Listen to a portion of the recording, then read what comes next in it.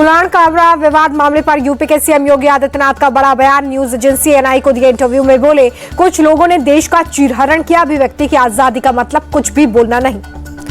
CM योगी बोले कि किसी की व्यक्तिगत भावना को ठेस ना पहुंचाया जाए, भावनाओं को ठेस पहुंचाने का अधिकार किसी के पास नहीं।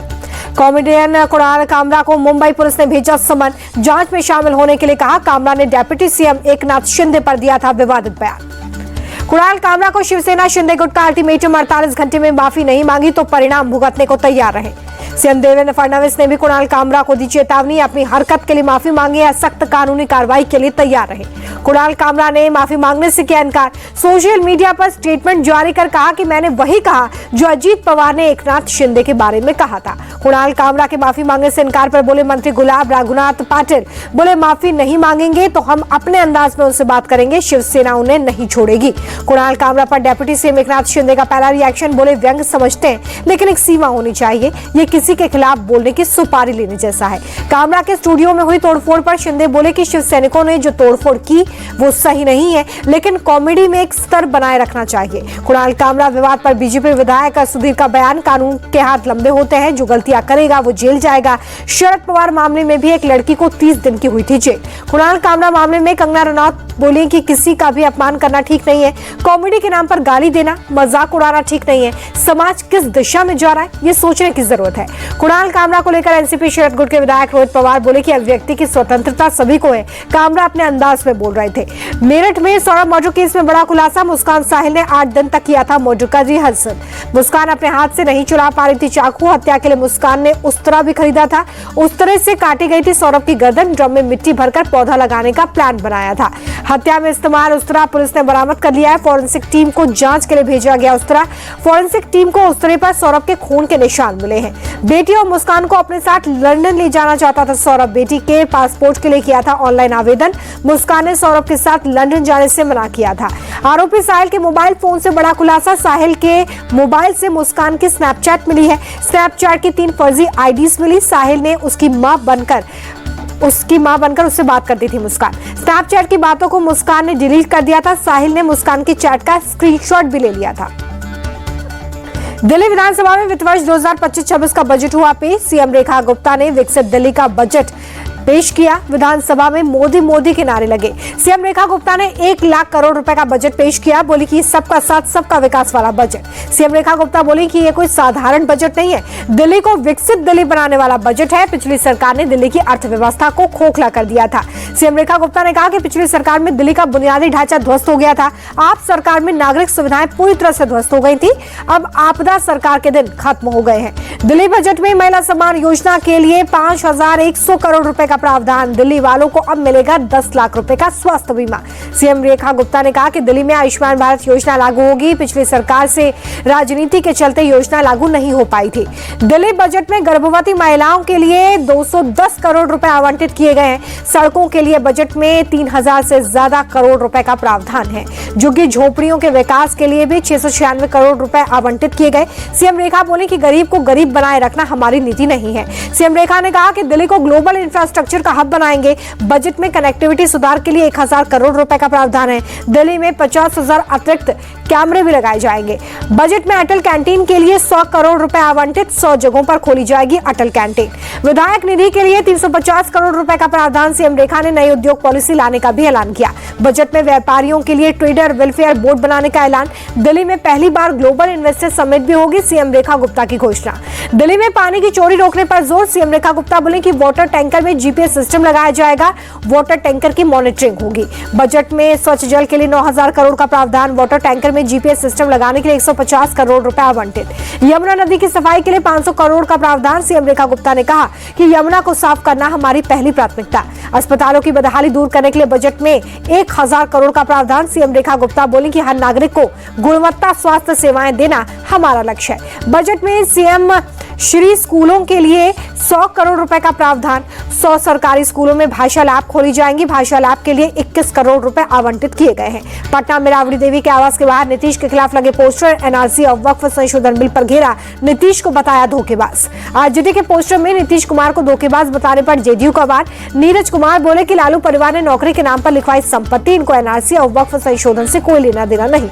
आरजेडी की इफ्तार पार्टी में कांग्रेस पार्टी के नेता शामिल नहीं हुए।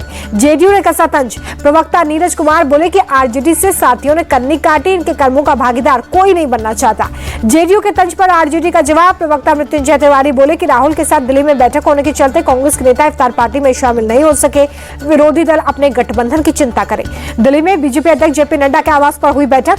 संसद में वक्फ संशोधन बिल पेश करने पर चर्चा हुई। बैठक में राजनाथ सिंह, अमित शाह, शिवराज सिंह चौहान, किरण रिजिजू सहित कई मंत्री शामिल हुए। कर्नाटक में मुस्लिम आरक्षण के मुद्दे पर भी चर्चा हुई है।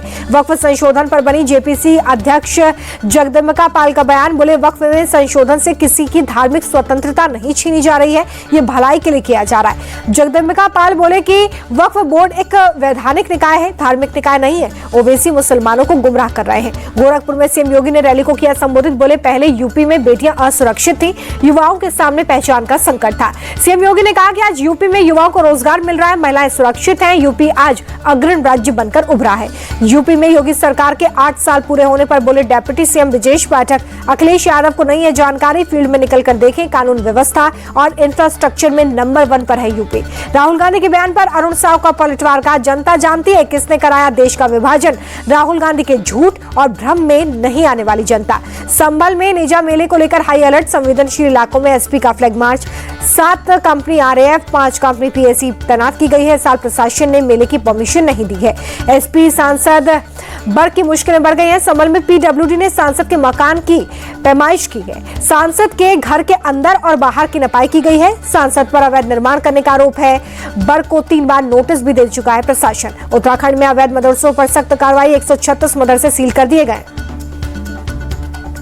गाजियाबाद में बीजेपी विधायक नंदकिशोर गुर्जर प्रदर्शन के दौरान बेहोश हो गए। समर्थकों ने अस्पताल में भर्ती किया।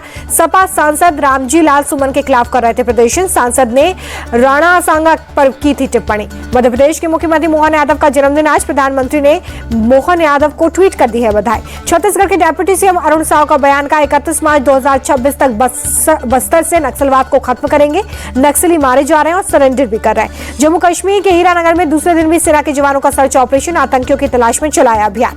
दिल्ली पुलिस के जवानों ने नकली कस्टमर बनकर गैंग को पकड़ा है। पहाड़गंज के एक घर में छिपकर रह रही थी लड़कियां। कस्टमर के कहने पर होटल्स में सप्लाई होती थी। इंडियाज गॉट टैलेंट मामले में समय रैना को मुंबई साइबर सेल से फिर पूछताछ के लिए बुलाया गया है। 27 मार्च को हाजिर होने के लिए कहा। बिग बॉस कन्नड़ के 2 कंटेस्टेंट्स की मुश्किलें बढ़ गई हैं। विनय गौड़ा और रजत किशन गिरफ्तार किए गए हैं। आर्म्स एक्ट के तहत हुई गिरफ्तारी। राजस्थान के सीकर में गेहूं प्याज की फसल की आड़ में अफीम की खेती। 2100 पौधे जब्त किए गए हैं। एनडीपीसी एक्ट के तहत मामला हुआ दर्ज। काशी विश्वनाथ मंदिर में दर्शन करने आने वाले श्रद्धालुओं को अब धूप में राहत मिलेगी। मंदिर परिसर में शेड लगा दिए गए हैं। लाहौल स्पीति के सिरसू में स्नो मैराथन का आयोजन किया गया है। 11,000 फीट ऊंचाई पर हुआ आयोजन। 247 प्रतिभागियों ने हिस्सा लिया है। पर्यटकों से गुलजार हुआ श्रीनगर। देश के अलग अलग हिस्सों से पहुंच रहे लोग। डल लेक में बोटिंग करते नजर आए पर्यटक। परिवार के साथ जमकर मस्ती की। सेबी ने एफपीआई डिक्लोजर लिमिट को दोगुना कर दिया है। हितों के टकराव के लिए हाई लेवल कमेटी बनाई। 1 साल के एडवांस फीस ले सकेंगे निवेश सलाहकार। पेमेंट काउंसिल ऑफ इंडिया ने पीएम मोदी को लिखी चिट्ठी। एमडीआर नीति पर पुनः विचार करने की मांग। यूपीआई यूज करने पर चार्ज लगा सकती है सरकार।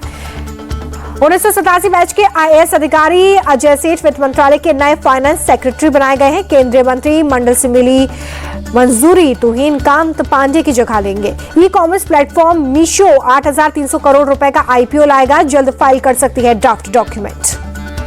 सैमसंग इलेक्ट्रॉनिक्स के को सीईओ हान जोंग ही का दिल का दौरा पड़ने से निधन। 63 साल की उम्र में ली आखिरी सांस। रियल एस्टेट सेक्टर में सुस्ती। इस साल जनवरी मार्च के बीच में देश में 23% घटी मकानों की बिक्री। प्रॉपर्टी इक्विटी की ताजा रिपोर्ट में हुआ खुलासा। सैमसंग ए सीरीज का सस्ता फोन लॉन्च कर चुका है। सर्कल 2 सर्च जैसे एआई फीचर से लेस होगा। 24,999 से शुरू होगी कीमत। न्यूजीलैंड के साउथ आइलैंड में भूकंप के झटके। रेक्टर स्केल पर 6.5 नापी गई तीव्रता।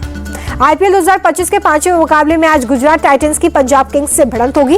अहमदाबाद के नरेंद्र मोदी स्टेडियम में होगा मुकाबला। भारतीय समय के अनुसार शाम 7:30 बजे खेला जाएगा मैच।